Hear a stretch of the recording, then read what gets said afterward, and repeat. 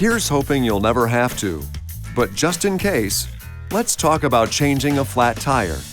If you get a flat tire, make sure you're parked on a firm, level surface safely away from traffic. Avoid ice or slippery areas. Also, make sure the ignition is off, the hazard lights are on, and the parking brake is fully set. If at all possible, block both the front and rear of the wheel diagonally opposite of the jacking position. For example, if the left rear tire is damaged, block the right front tire. If equipped, the jack and spare tire are both stowed under an access cover in the trunk. Remove the fastener securing the spare tire. Now you can remove the spare tire. Remove the fastener securing the jack and remove the scissors jack and lug wrench from the spare wheel as an assembly. Turn the jack screw counterclockwise to loosen the lug wrench and remove the wrench from the jack assembly. Now loosen but do not remove the wheel lug nuts by turning them counterclockwise one turn while the wheel is still on the ground. Place the jack underneath the lift area that is closest to the flat tire.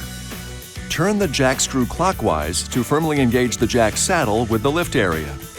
Do not raise the vehicle until you are sure the jack is fully engaged. Now, you're ready to raise the vehicle by turning the jack screw clockwise. Raise the vehicle only until the tire just clears the surface and enough clearance is obtained to install the spare tire. Remember, minimum tire lift provides maximum stability. Okay, now go ahead and remove the lug nuts and wheel. Mount the spare tire with the valve stem facing out. Damage can occur if the spare tire is mounted incorrectly. Reinstall the lug nuts and lightly tighten them clockwise. Now you can lower the vehicle by turning the jack screw counterclockwise and remove the jack. Once on the ground, you can finish tightening the lug nuts.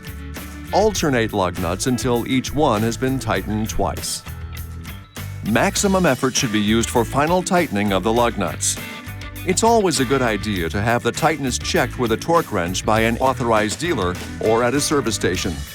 Now, just secure the tire, jack, and tools in their proper locations, remove blocks from the wheels, and you're ready to go. This video is not intended to take the place of your owner's manual. For complete details and other important safety information, please see your owner's information.